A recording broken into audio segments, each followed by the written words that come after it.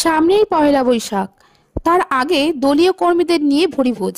তারপরেই নির্বাচনী প্রচারে ব্যস্ততা দেখা গেল তৃণমূল কর্মীদের।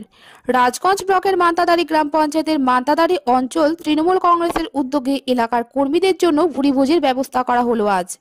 সেই ভুরিভোজে উপস্থিত ছিলেন অঞ্চল সভাপতি ললিত রায়। 19 এপ্রিল লোকসভা ভোট জলপাইগুড়ি জেলায়, আর সেই কারণেই রাত দিন প্রচারে ব্যস্ত থাকতে দেখা যায় তৃণমূল কর্মীদের। ব্যস্ততার মধ্যে কর্মীদের উৎসাহী করতে এই ভুরিভোজের আয়োজন বলে জানিয়েছেন অঞ্চল সভাপতি ললিত রায়। তিনি আরো জানান, আমাদের এই যে পয়লা বৈশাখ পড়তেছে আর কি, পয়লা বৈশাখের জন্য আজকে আমরা একটা সভাপতি হিসেবে আজকে একটা খাওয়া দিচ্ছি কর্মীগুলোকে, সবাইকে। আর সবাই কর্মীগুলো যেন আমাদের উৎসাহ থাকে। আমাদের আগামী এপ্রিলে আমাদের 19 ভোট, এই ভোটের জন্য আজকে কর্মীগুলোকে সবাইকে ডাকছি। ওই জন্য আজকে একটু খাওয়া দাওয়া করাচ্ছি সবাইকে। এই খাওয়া দাওয়া করায় আমরা এখন ভোটে প্রচারে নামবো। 400 লোকের অ্যারেঞ্জমেন্ট করছি আর কি। না, 400 লোক মানে প্রচারের কর্মীগুলো, আমাদের 400 কর্মী আছে, সব কর্মীগুলোকে নিয়ে আজকে ইয়ে করতেছি। সব এগুলো আমরা প্রচারে নামবো। প্রচার দারুণ চলতেছে আমাদের। মান্দাদারি ফল আমাদের ভালো হবে, একদম গ্যারান্টি, কোনো ভুল নেই।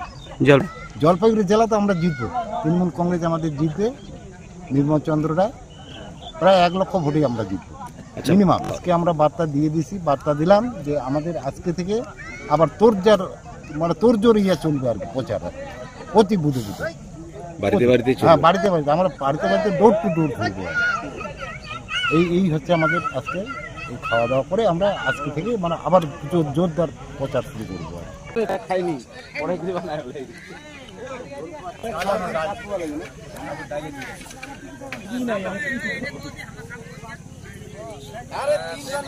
আজকে দিনে ভালো কাউকে হামিতে যাওগে নি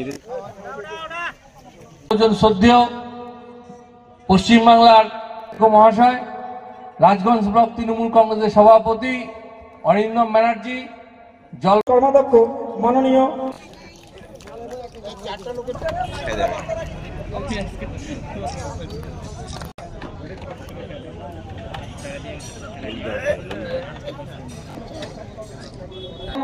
মূল পর্বে আমরা ফিরে আসবো।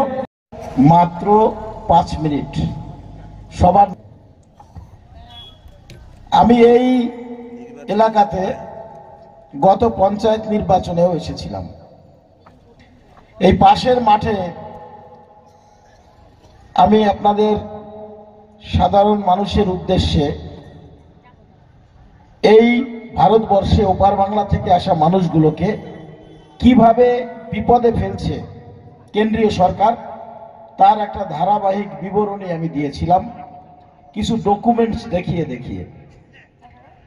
সেই ডকুমেন্টস পাওয়ার পরে সেই বক্তব্যটা আপনাদের এই মাঠের যে বক্তব্যটা রেখেছিলাম, যে ওপার বাংলা থেকে আসা প্রত্যেকটা মানুষের আধার কার্ড বাতিল হবে, আমি বলে গিয়েছিলাম এখানে যে কারো আধার কার্ড থাকবে না।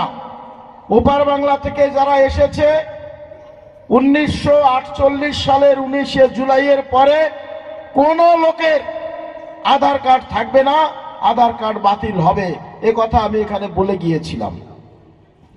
তার জন্য আমার নামে অনেক